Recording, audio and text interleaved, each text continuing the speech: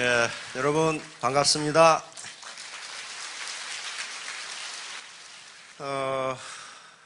제가 판단하기에 저는 대학에서 그것도 사관학교에서 경제학만 한 35년을 강의를 했는데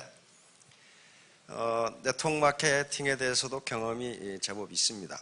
그런데 애터미는 성공할 수 있는 객관적 조건을 모두 갖추고 있어요.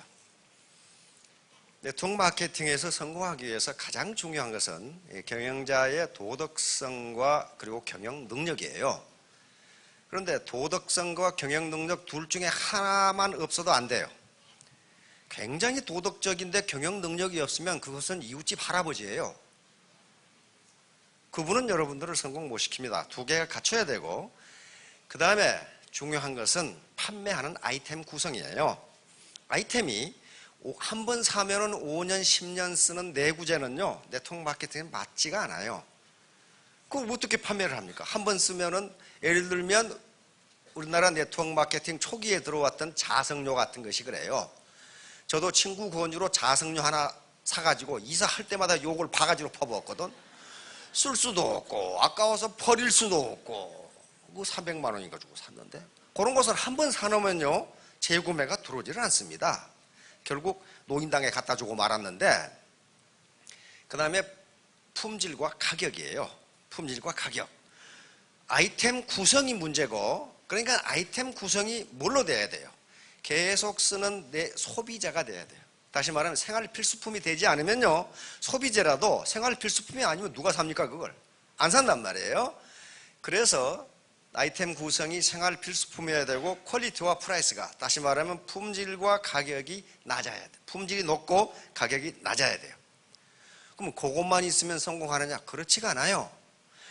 이게 보상 플랜, 다시 말하면 이 사업자나 소비자에게 돌려주는 부분, 그 시스템이, 마케팅 시스템이 좋지 않으면 경영자가 다 먹어요. 아무리 좋고 싼 물건을 많이 팔았는데 자기 주머니에 들어온 것이 없다면 그건 성공 못해요. 그렇죠? 그런데 이런 모든 객관적 조건들이 제가 보기에 다 갖추어져 있어요. 그러면 객관적 조건이 다 갖추어져 있으면 다 성공하느냐? 그렇지는 않아요. 그렇지 않다고 누구나 성공할 수 있지만 아무나 성공하는 건 아니에요. 성공하기가 쉽지가 않아요. 그러면 이제 성공할 수 있는, 애터미는 성공할 수 있는 객관적 조건은 되어 있는데, 마차에 수레바퀴 두 개가 있어야 돌아가듯이 하나의 수레바퀴가 객관적 조건이라면 또 하나의 수레바퀴는 주관적 조건이에요. 이 주관적 조건만 갖추면은 누구든지 성공할 수가 있습니다. 그런데 이 주관적 조건이라는 게 학력이 높아야 되는 것도 아니고, 나이가 젊어야 되는 것도 아니고, 돈이 많아야 되는 것도 아니고, 얼굴이 잘생겨야 되는 것도 아니에요. 제가 한 150번, 한 200번 강의를 했는데, 강의 제목이 다르지만은 그 내용은 하나입니다. 태도예요. 태도. 내 태도란 말이에요. 태도. 오늘 홍콩 분들이 많이 오셨다고 그러는데, 이 태도, 애티튜드예요. 이거 한마디로 말해서 마음가짐이에요. 마음가짐. 내 마음가짐. 여기서 말하는 태도에 대한 심리학적 해석이 많은데, 여기서 제가 말하는 태도는 마음가짐입니다. 내가 어떤 태도, 어떤 애티튜드, 어떤 마인드를 가지느냐가 성공의 주관적 조건이에요. 그런데 내가 반드시 성공해야 되겠다, 내가 인내심을 가지고 성공할 때까지 포기하지 않아야 되겠다, 네버 기브 업, 요 마음을 갖는데 하버드 대학 졸업장이 필요합니까? 돈이 많으면 그런 생각 가질 수 있어요? 사회적으로 지위가 높았던 분들이 높아야만 그런 마음을 가질 수 있냐고요. 이건 순전히 개인적인 거예요. 주관적인 거란 말이에요. 그래서 도대체 사회적 성공을 결정하는 요인이 무엇인가에 대해서 오늘 강의를 하려고 합니다. 어느 날 부부가 일요일 날 된통 부부싸움을 했어. 부부싸움 하시면 말을 합니까? 안 합니까? 안 하지요? 소 닭보드 더득, 입 꼭 다물고 있죠. 부부싸움을 된통하고 말을 안 하고 지냈어. 일요일 날. 그런데 월요일 날 아침에 남편이 일찍 출근을 해야 돼. 그날 아침에 일찍 아마 간부회의가 있었던 모양이지. 그래서 식탁에다가 메모를 써놨어요. 여보, 내일 빨리 출근해야 되니 5시에 깨워줘. 탁 해놨다. 그래서 부인만 믿고 아주 잠을 달콤하게 잤는데 아침에 일어나 보니 9시야. 깜짝 놀래가지고 도대체 5시에 깨우라고 했는데 9시가. 그러니까 메모를 이 전달이 됐다고 생각하고 자기는 자니까 아주 실컷 자죠. 깜짝 놀라서 식탁에 가보니까 식탁에 마누라가 메모를 해놨어. 여보, 5시야 일어나.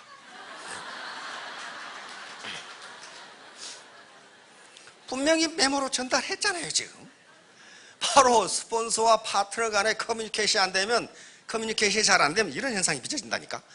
전달을 했는데 저쪽에서는 못 받았대. 그래서 이게 이제 감성이라고 하는 거예요. 감성, 이모션.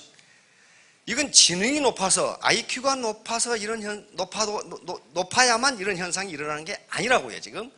그래서 성공의 가장 중요한 요인은 IQ가 아니고 감성이다 하는 거예요. 이게 80% 성공의. 자, 감성 지능이에요. 과거에는 학습 지능, IQ는 학습 지능입니다. 이제 감성이 내 태도야, 마음가짐이 뭐냐 하는 거예요. 이게 지금 정신분석학자들이 하는 얘기입니다.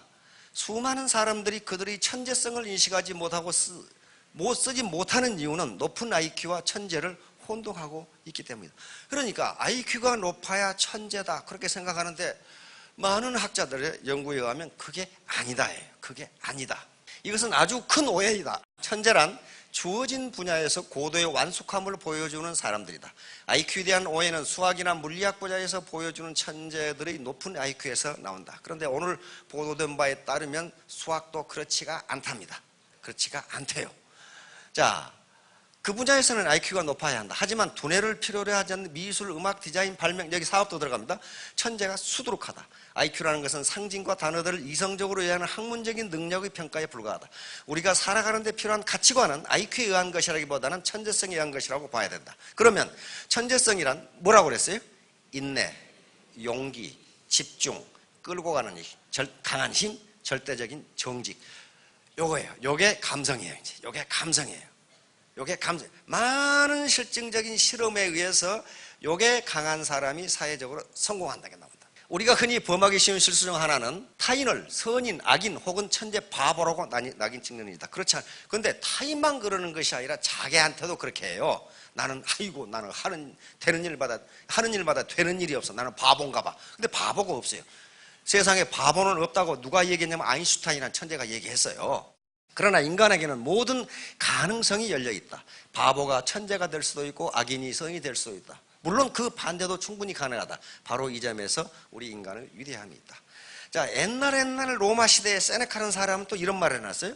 운명은 외부에서 오는 것처럼 보이지만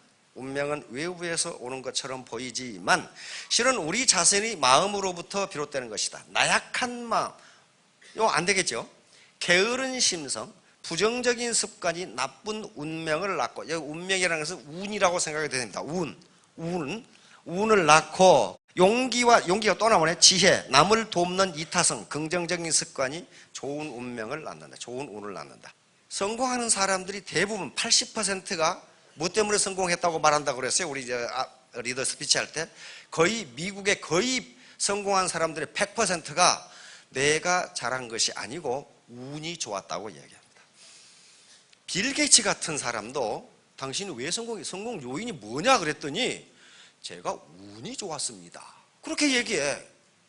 그러면 하나같이 자기가 운이 좋았다고 하는 것은 뭘 의미합니까? 거짓말이 아니란 얘기예요. 그게 운이에요. 운.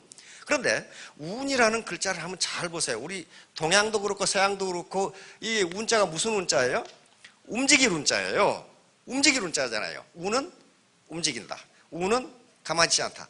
다시 말하면 자기 앞에 운이 왔는데 그것을 잡은 사람만이 행운이 있어요. 그게 행운이 된다고요. 그러니까 바로 아까 나약한 게으름, 그 다음에 이기주의 이런 것은 운을 못 잡아요. 운을 못 잡습니다. 용기, 도전정신, 그리고 이타심 이런 것들이 운을 잡아요. 그래서 그런 것들이 바로 감성이에요. 감성이 이제. 과거 우리가 산업화 시대에 전기만 하더라도 요거 어르신들 이거 잘 알죠? 뭐예요 이게? 과거에 급제했을 때 임금님이 내리신 꽃, 이것을 의사화라고 그러죠. 요거 의사화 한번 써버리면요 평생 권력, 재물, 여자가 다 생겼어요. 이거 평생을 보장해. 이건 평생을. 그런데 뭘 잘해야 돼? 시험을 잘 보면 돼. 머리가 좋아서 시험만 잘 보면 과거 급제해버리면 평생 모든 게 다 해결돼. 대감도 마찬가지고, 그 다음에 과거 의사가 된다거나 법조인이 된다거나 교수가 되면은요 평생 존경받으면서 상류사회에서 잘 살았어요. 의사, 변호사, 사자 달린 직업을 가지면은 뚜쟁이들이 열쇠 3개 가진 아가씨들을 찾으러 다니죠. 그렇게 했어요. 근데 지금은 천만의 말씀이에요. 그렇게 되지 않아요. 자, 이제 자극과 반응 사이의 공간, 요게 이제 감성인데, 인간이 인내심을 가진다든가 도전정신을 갖는다든가 또는 노력을 한다든가 하는 것은 자극과 반응 사이의 공간에서 나옵니다. 공간에서 나와요. 다시 말하면 치약을 팔러 갔더니 너 낯서라 그랬어. 그럼 어때요? 기분 팍 상하죠. 너 다단계라며? 그러면 어때요? 기분이 나 있습니까? 기분이 어떻게 됩니까? 그때 바로 자극이 오는데 내가 어떻게 반응할 것이냐, 이게 감성이란 말이에요. 감성이야. 내가 그것을 참고 즉 공간이 넓어서 참고 어떻게 대응을 하느냐에 따라서 성공이 결정된다는 게 자극과 반응 사이의 공간이에요. 이분은 유대인으로 정신과 의사였어요. 그런데 아우슈비츠라고 하는 2차 대전 때 나치가 유대인을 학살하던 수용소가 있었죠. 가장 처참한 수용소가 아우슈비츠 폴란드에 있는 그건데, 거기에 끌려갔다가 살아남은 사람이에요. 자기 부인, 자기 부모, 형제, 친구 다 죽었어요. 다 죽고 혼자 살아남았어요. 그런데 어떻게 살아남았느냐? 이 사람은 바로 자극과 반응 사이에 공간이 있다는 사실을 알았어요. 다시 말하면 나치가 나에게 무슨 짓을 하더라도 거기에 내가 어떻게 대응하느냐 하는 것은 내 마음이다 하는 게 내 마음. 내 마음이다. 내가 자살할 것이냐, 거기에 화를 낼 것이냐 하는 것은 내 마음이에요. 그런데 그 자극과 반응 사이에서 내가 어떤 반응을 선택하는 것은 내 자유다. 이것은 나치도 나에게 뺏을 수 없다고 생각했어요. 그러면 자기가 살아야 할 의미를 찾아낸 거예요. 의미, 자기가 살아야 할 의미, 프리드리히 니체의 이 말을 보고 찾아낸 거예요. 왜 살아야 하는지를 아는 사람은 어떤 어려움도 견뎌낼 수 있다. 이것을 이렇게 바꾸세요. 왜 성공해야 하는지를 아는 사람은 어떤 어려움도 견딜 수 있다. 성공하는 거 쉬운 일 아닙니다. 그리고 다단계 판에서 성공하는 거 더 쉬운 일 아니에요. 네가 어쩌다가 그렇게 됐냐, 그렇게 나온다고 전부 다. 길거리에 혹시 나 함께 됐냐, 이렇게 나한테도 그렇게 묻는 놈 있어. 우리 친구들은 그 괜찮은, 사회적으로 괜찮은 사람들이거든. 그러니까 네가 어쩌다 그렇게 됐냐? 그랬을 때의 내 반응이 뭐냐 하는 거야. 반응이 그래 내 때려치울게. 그건 실패한 거예요. 그렇죠? 그럼 나는 뭐라고 대답하느냐? 네가 뭐라고 하건 나는 내가 하는 일이 옳다고 본다. 이렇게 말한단 말이에요. 왜냐하면 현대 선진국이건 후진국은 가장 중요한 경제 문제가 2가지입니다. 실제로는 일자리 문제와 소득 분배 문제예요. 일자리하고 소득만 해결되면 다른 기타 문제는 거의 다 해결돼요. 그렇잖아요. 일자리가 주어지고 소득이 주어지면 거의 모든 문제가 해결이 돼요. 사회복지가 다 해결돼요. 그런데 그게 안 돼요. 그런데 국가에서는 뭐 일자리 50만 개 만든다, 20만 개 만든다, 계속 거대 담론만 하고 있는데 실제로 일자리를 만드는 것은 어렵단 말이에요. 누가 만듭니까? 그건 기업가들이 만드는 거예요. 그런데 자본금 10억짜리 회사를 만들어서 이렇게 많은 수만 명의 사람들에게 일자리와 소득 분배를 하고 있다는 것은 뭐예요? 이건 옳은 일이다. 이건 옳은 일이다. 만약에 여기서 경영층이 계속적으로 좋지 않은 물건을 비싸게 팔아서 이윤을 취하고 있다면 이건 사기야. 사기죠. 그러나 그렇지 않고 절대 제품, 절대 가격, 그리고 절대 시스템을 가지고 고객을 부유하게, 고객을 성공하게 만들려고 하는 경영 마인드를 가지고 있다면 이것은 애국이다 그랬어요. 이건 애국이다. 나는 경제학을 강의한 사람이기 때문에 이건 애국이다. 자, 그래서 이제 이 프랭클 박사는 왜 자기가 살아남아야 하는지 그 의미를 발견했어요. 그러니까 바로 감성이라는 게 왜 누가 성공하느냐, 내가 왜 성공해야 되는지 확고한 목표가 있지 않으면 성공 못합니다. 뭐 성공하면 좋고 못하면 그만이고 그건 절대로 성공 못해요. 좋고가 안 돼요. 그게 반드시 성공해야 되겠다는 강한 의지가 있지 않으면 성공을 못합니다. 그게 감성이에요. 이제 감성. 그 뭐 학력이 좋아야 그런 마음 같습니까? 그 학력하고 아무 관계가 없어요. 나이하고도 관계가 없어요. 자, 그래서 프랭클 박사는 내가 살아남아서 인생에 실패해서 인생을 사는 이유를 모르는 사람들이 많은데 나는 이 경험을 했기 때문에 정신과 의사로서 인생을 사는 의미가 뭐라는 것을 말해줄 필요가 있다고 생각했어요.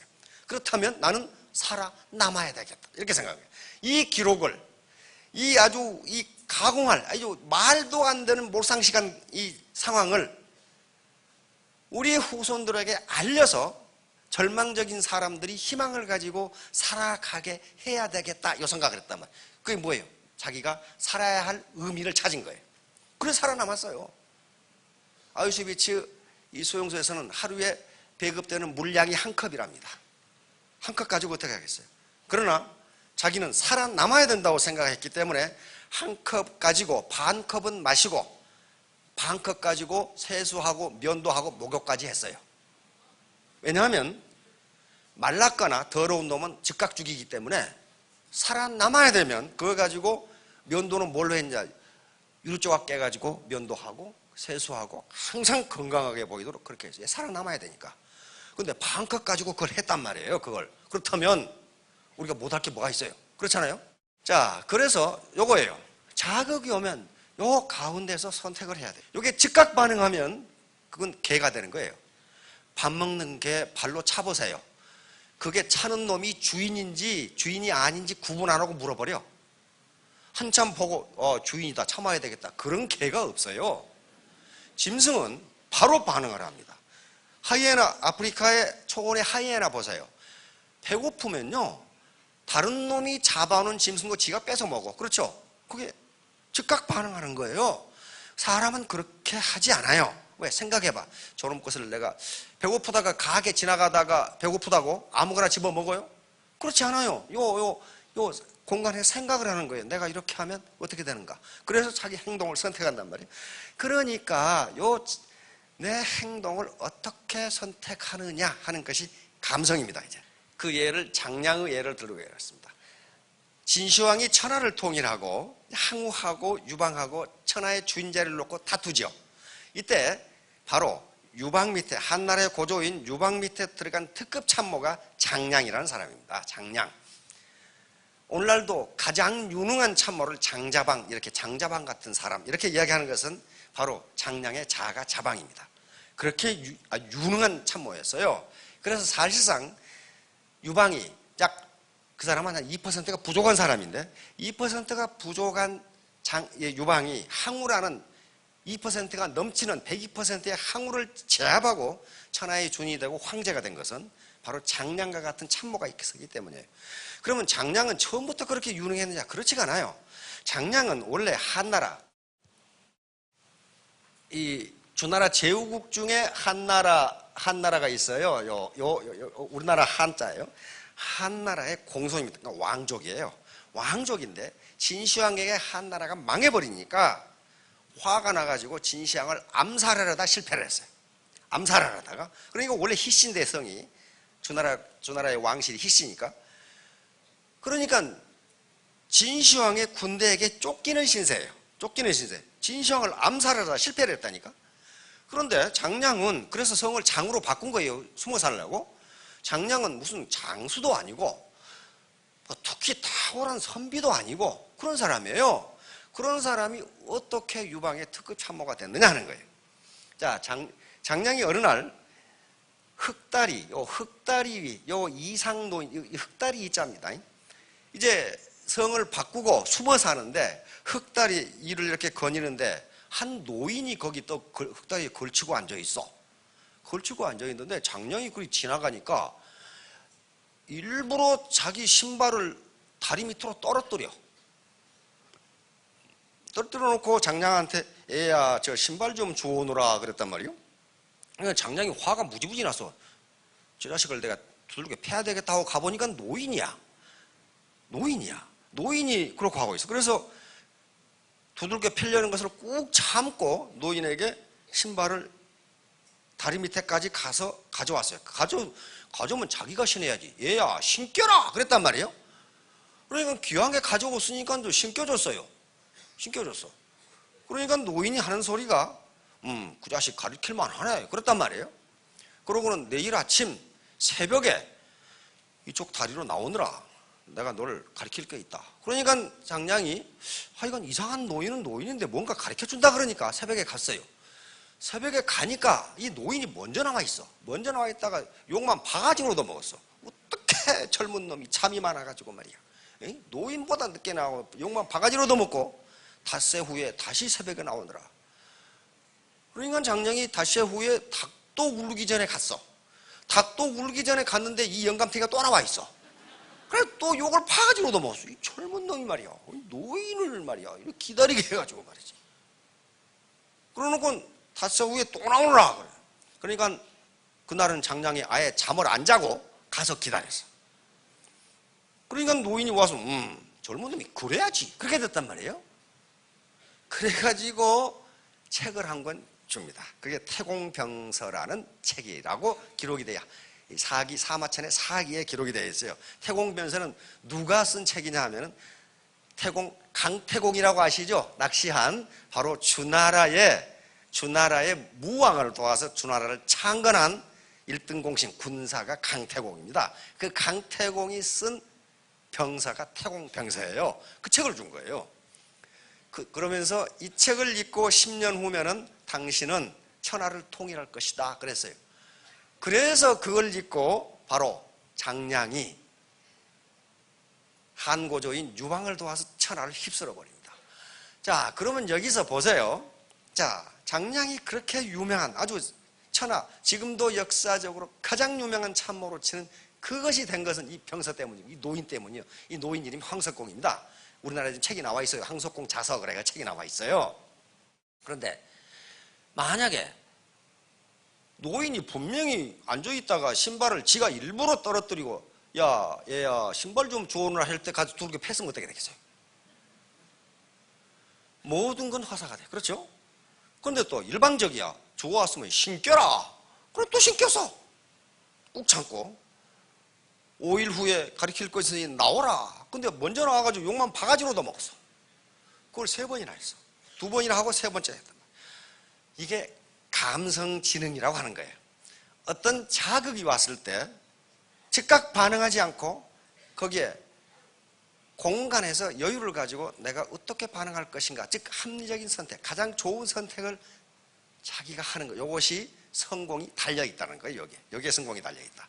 자, 그래서 이제 지능이라는 것이 과연 무엇인가? 이게 나온 것은 1905년에 프랑스에서 나왔습니다. 비네 시몽 테스트. 지금도 이걸 기본으로 하고 있어요. 이게 뭐냐면요. 프랑스 대혁명에 의해서 국민들에게 모두 똑같은 교육 기회를 줬습니다. 그러니까 오늘날 근대 교육이 시작된 거예요.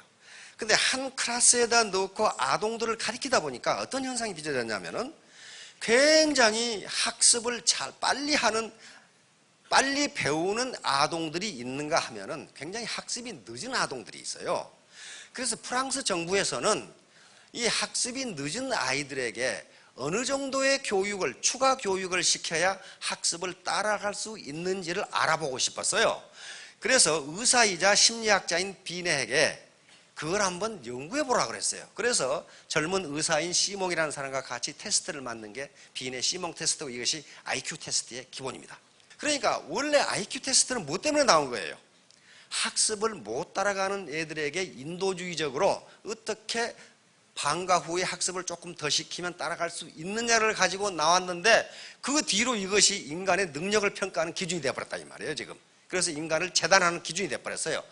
그러다가 바로 학교 성적하고 IQ하고는 밀접한 관련이 있습니다. 그런데 학자들의 연구에 의하면 또 이 발표된 자료에 의하면 IQ는 학교 성적이 좋을 것이라고 하는 잠재력이에요.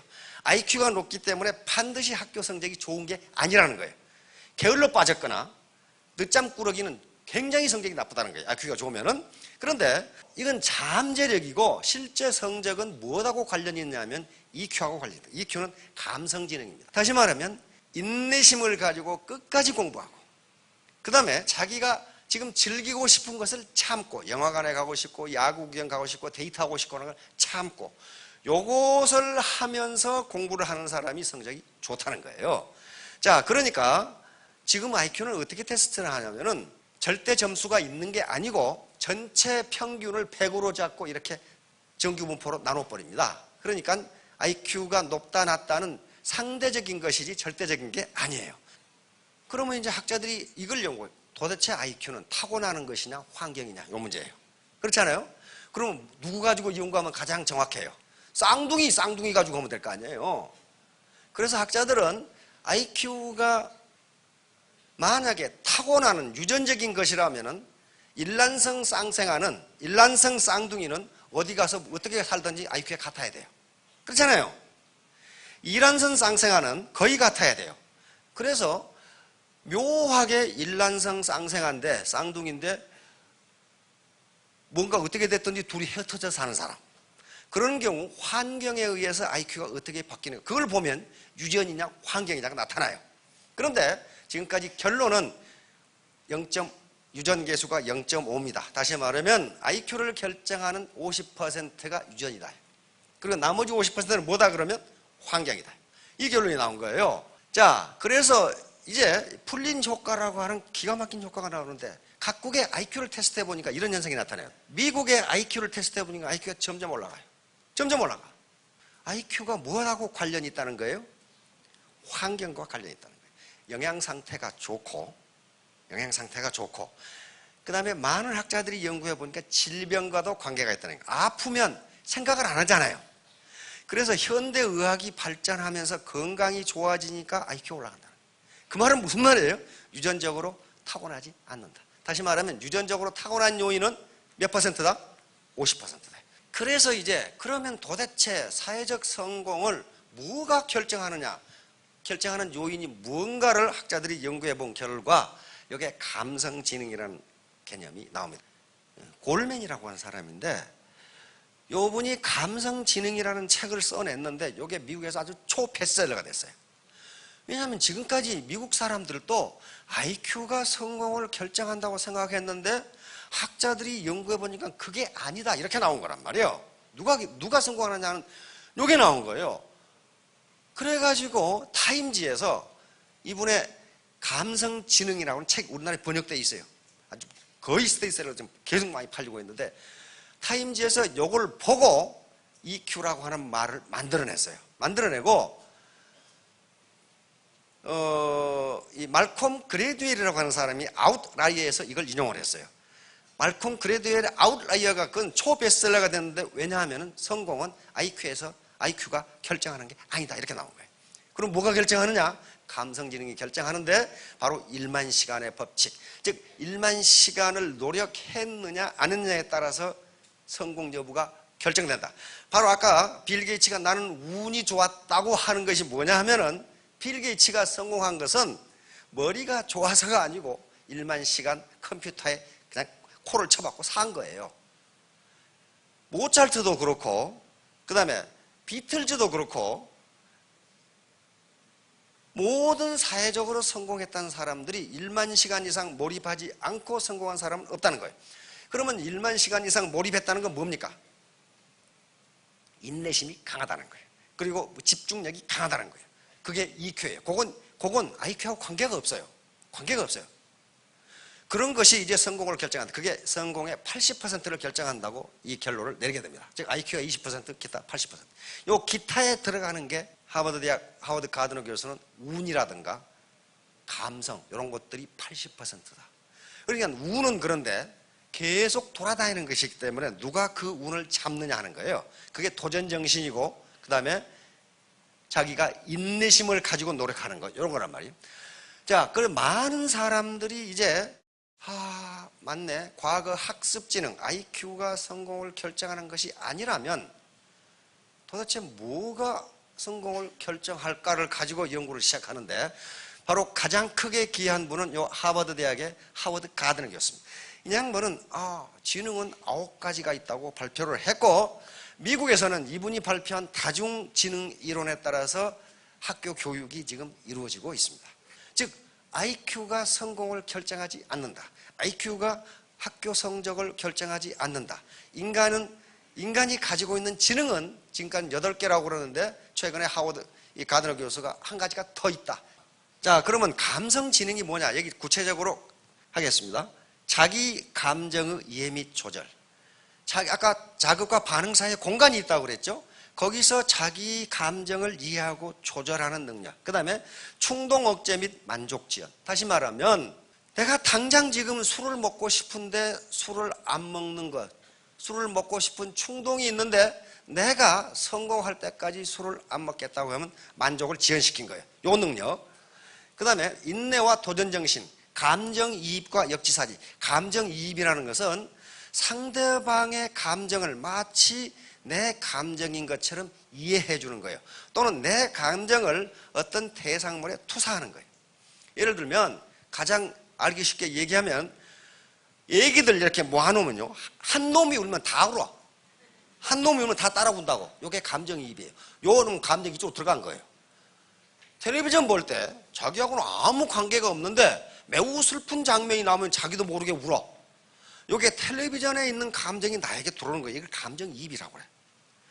그런데 감정이 무딘 사람은요, 상대방이 기분이 나쁜지 좋은지 전혀 감각이 없어. 이런 사람들은 사회적으로 성공하지 못한다는 거예요.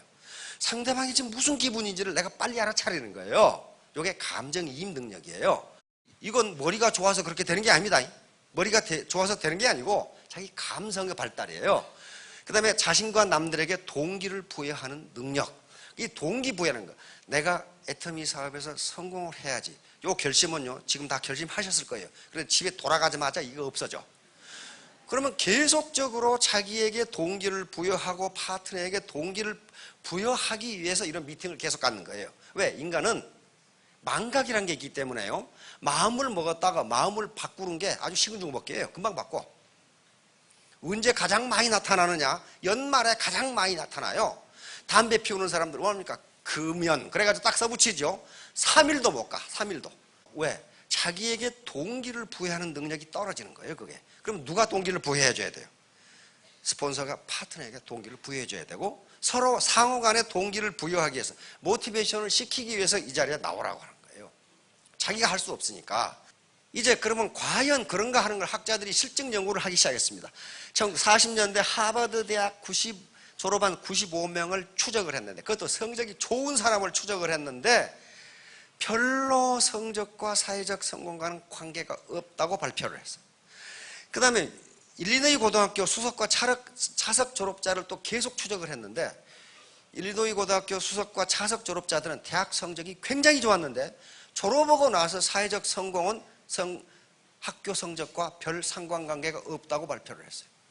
자, 그래서 바로 데니얼 골메인데, 감성지능, 이것은 똑같은 IQ라도 감성지능이 높은 사람이 학교 성적도 좋고 사회생활도 좋고 인간관계도 좋고 나중에 보니까 연봉도 높고 지위도 올라가더라. 그 말이에요 지금.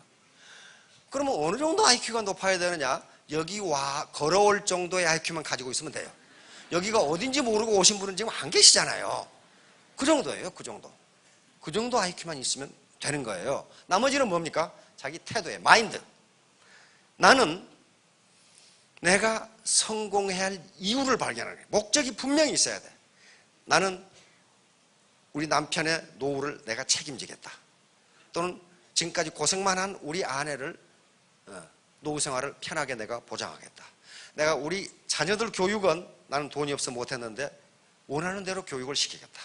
내가 우리 부모님 평생 고생만 하셨는데 노후를 편히 모시겠다. 어떤 분은 간절한 목표가 있어야 될 거 아니에요.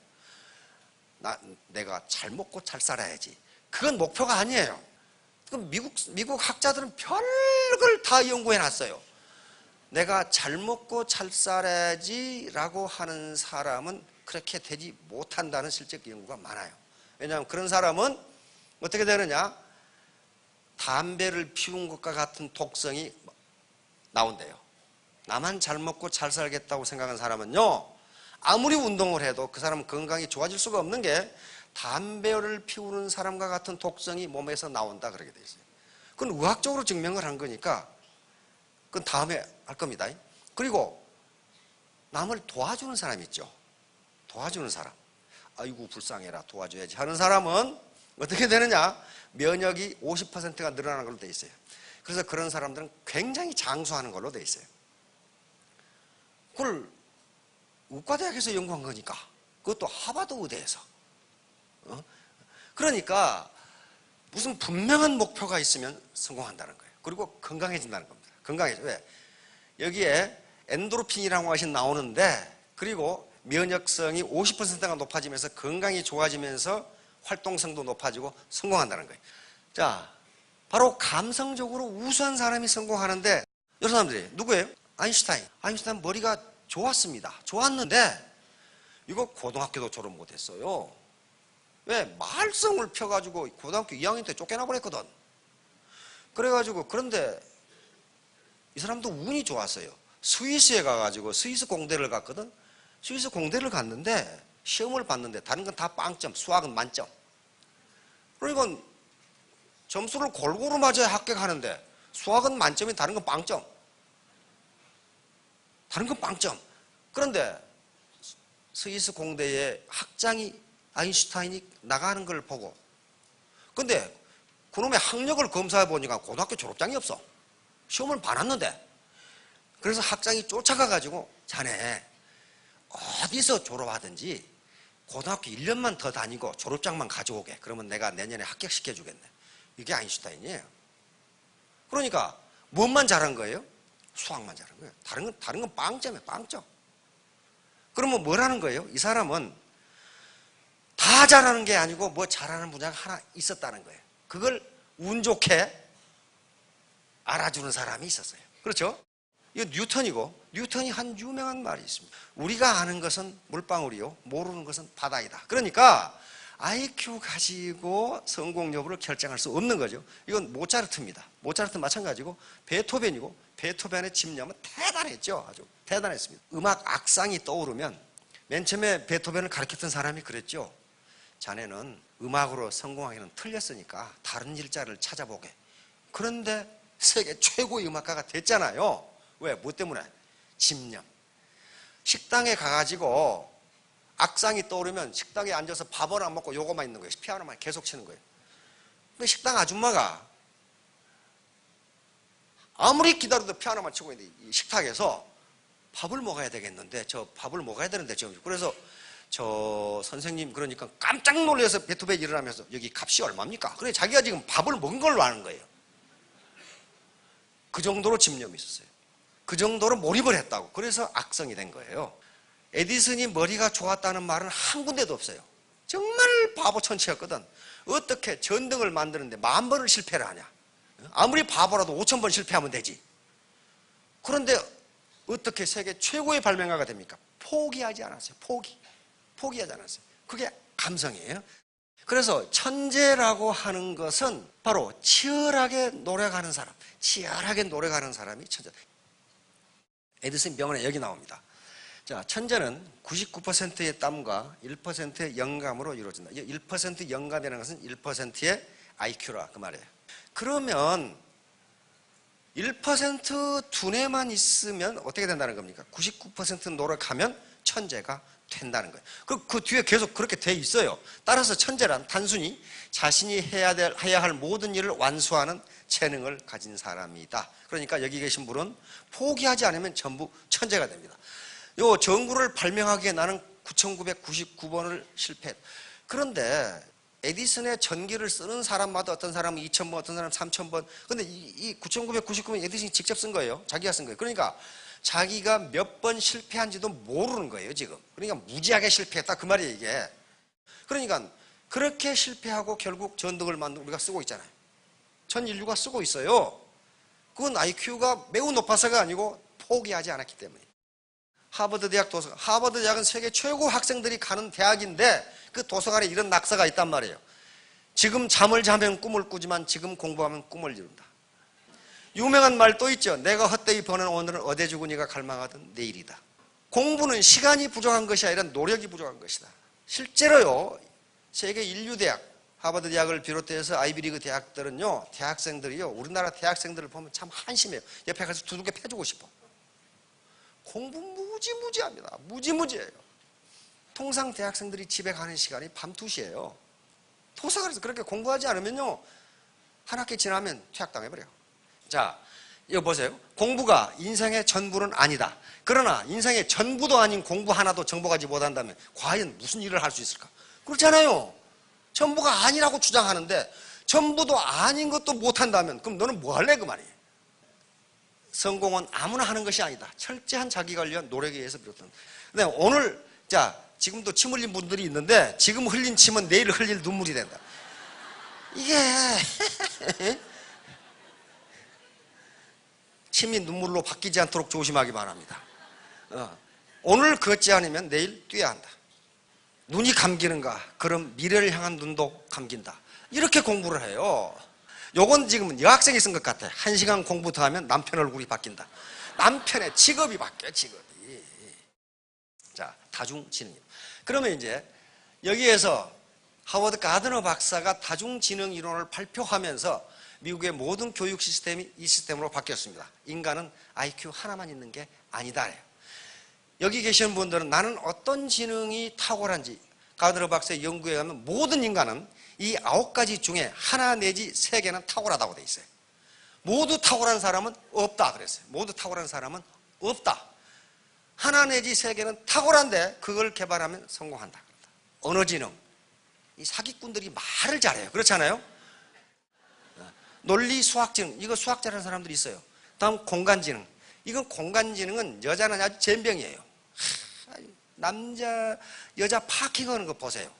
그렇게 넓은 자리를 어째서 파킹을 못하는지 나는 말이에요. 그거 나 이해가 도대체를 안 가.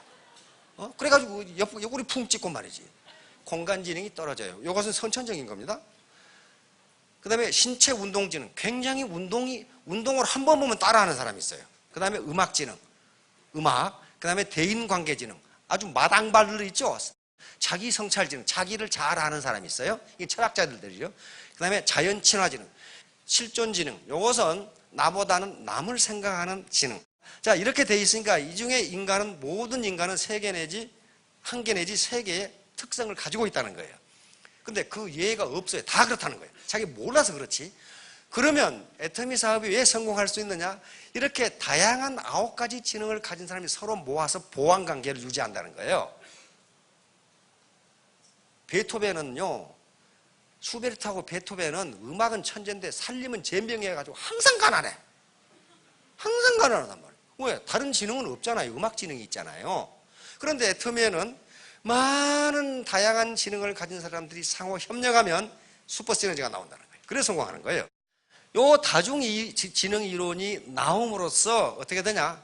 아인슈타인이 이야기한 것이 맞다는 거예요. 모든 인간은 천재다. 단지 그걸 모를 뿐이에요.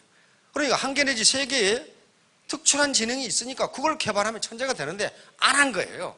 왜 못했어요? 먹고 사는데 바빠가지고. 그렇죠? 이제 감성지능이 그러면 뭘로 구성되느냐 하는 건데 한번 가만히 보세요. 연구를 해보니까 이렇게 되는데 이게 좋은 사람이 성공한다고 돼 있어요. IQ하고는 아무 관계가 없어요. 자, 자신의 감정을 이해하는 능력. 내가 지금 감정이 뭔지, 저걸 먹고 싶은 건지 안 먹고 싶은 건지 하고 싶은 건지 말고 싶은 건지 뭘 알아야 될 거 아니에요. 그래야만 상대방에게 나는 그것에 찬성한다, 반대한다를 얘기해 줄 거 아니에요. 자신의 감정을 조절하는 능력.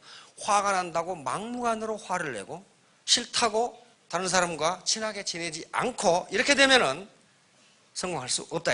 그 다음에 자신에게 동기를 부여하는 능력. 동기를 부여해야, 다시 말하면 내가 반드시 A 대학 B학과에 들어가야 되겠다는 마음을 먹었으면 계속적으로 자기에게 동기를 부여하지 않으면 그렇게 될 수가 없어요. 왜? 계속 인내를 해야 되거든. 마찬가지로 내가 애터미 사업으로 성공을 해야 되겠다고 생각했으면 계속적으로 동기를 부여해 줘야 성공할 수 있단 말이에요. 그럼 누가 해주냐? 자기가 스스로 할 수도 있지만은 우리는 휴먼 네트워크니까 스폰서와 파트너가 서로 상호작용을 하면서 인터랙션을 하면서 그걸 해줘야 된다는 거예요. 자, 그 다음에 타인의 감정을 인식하는 능력. 타인의 감정 모르고 지멋대로 해버리면 인간관계가 엉망이 돼요. 성공할 수 없어요. 그렇죠? 그 다음에 인간관계를 관리하는 능력. 이런 것들이 전부 합해서 뭐가 되냐 하면 감성 지능이 된다는 거예요. 이것이 좋은 사람이 성공한다. 이것은 IQ와는 관계가 없다는 거예요. 지금. 자, 결론입니다. 예, 자강불식. 자강불식은 주역에 나옵니다. 천행건, 하늘의 운행은 건, 굳건하니. 군자는 신사숙녀라고 보시면 됩니다. 건전한 양식을 가진 신사숙녀. 오늘날은 신사숙녀는 자강불식, 스스로 힘써 일하고 쉬지 말라. 다시 말하면 중도에 포기하지 말라. 하늘의 운행은 굳건하다는 것은 자연법칙, 성공의 법칙은 변함이 없으니 신사숙녀는 중도에 포기하지 말고 힘써 일하라, 그 말이에요. 이게 자강불식이에요. 힘써 일하라, 강이에요. 강. 스스로 힘써 일하라. 어떻게? 불식, 중도에 포기하지 말고. 기리단금, 이것도 주역에 나옵니다. 리자는 날카로울 리자입니다. 우리가 이용한다 할 때 이자인데, 이인동심 기리단금, 그렇게 나옵니다. 두 사람이 한 마음이 되면 그 날카로움이 살아도 끊는다. 그게 바로 재심합력이에요. 여기 있는 재심합력. 재심합력은 한서라는 역사서에 나오는데 재심합력 얘기익장, 그렇게 나옵니다. 많은 사람이 한 마음이 돼서 힘을 합하면 그 날카로운 기운이 점점 커진다, 그렇게 돼 있어요. 그래서 아무리 약한 군대라도 강한 군대를 이길 수 있다, 이렇게 나오는 거예요. 근데 실제로 그렇게 됐어요. 그렇게 됐다고. 그 다음에 동심지현 기치열한, 같은 마음에서 나오는 말은 그 향기가 난초와 같다. 그러니까 서로 다투고 그러게 되면 거기서 난초 향이 나오는 게 아니라 뭐가 나와? 악취가 나와, 악취가. 그러면서 거기에 엔도르핀이 나온 것이 아니라 이상한 이 몸을 해치는 나쁜 성분이 나온다고 의학자들이 이야기하고 있어요. 그리고 이와 같이 이인 동심이 되고 동심지연이 됐을 때, 즉 기분이 업됐을 때, 업된 상태에서 두뇌가 가장 잘 돌아간답니다. 두뇌가. 그러니까 이렇게 되면 성공하는데, 이인 동심이 아니고 파트너와 스폰서 그리고 모든 사업자들이 다인 동심이 된다면 어떻게 되겠어요? 그건 쇠를 끊는 게 아니라 산을 들어 엎어버리는 거지. 그렇잖아요. 그래서 3년 만에 1천댁이 되고 5천댁이 되고 5천남이 될 수 있는 거예요. 혼자 힘으로는 절대로 되지 않습니다. 절대로 안 돼요. 그것도 시스템 속에 들어있어요. 애터미 사업, 요 네트워크 사업은요, 시스템 속에 자기가 들어있으면서 자기 시스템을 만드는 사업이에요. 자기 시스템을 만든다고요. 시스템을 소유하지 않고는 절대로 보지 못합니다. 기업가라든가 하는 건 전부 시스템을 소유하고 있는 사람들이에요. 그러니까 서민들이, 돈 없는 서민들이 자기 시스템을 가질 수 있는 유일한 방법은 네트워크 마케팅 막 현재는 없어요. 그게 어디에 그 말이 들어있냐면요, 부자 아빠, 가난한 아빠를 쓴 로버트 키요사키 책에 그게 들어있어요. 부자가 되기 위해서는 시스템을 가져야 되는데, 시스템을 갖는 방법은 3가지가 있다 그랬어요. 4가지가 있으면 한번 찾아보세요. 현재 저는 3가지밖에 발견 못했어요. 먼저 시스템을 만드는 방법. 그게 정주영 회장님이나 이병철 회장님 시스템 만들었잖아요. 기업을 설립하는 방법이에요. 두 번째는 존재하는 시스템을 사버리는 방법. 그게 프랜차이즈입니다. 근데 우리나라 프랜차이즈는 그것도 안 돼요. 세 번째는 네트워크 마케팅에 들어가서, 즉 기존의 시스템에 들어가서 자기 시스템을 만드는 방법이에요. 자기 시스템을 가질 수 있는 방법 또 있으면 연구해서 저한테 한번 말씀을 드려보세요. 시스템을 갖지 않으면요, 절대로 부자가 될 수 없어요. 시스템을 가져야 되는데, 시스템 만들 수 있습니까? 지금 10억 가지고 시스템 만들 수 있어요? 안 됩니다. 거의 실패해요.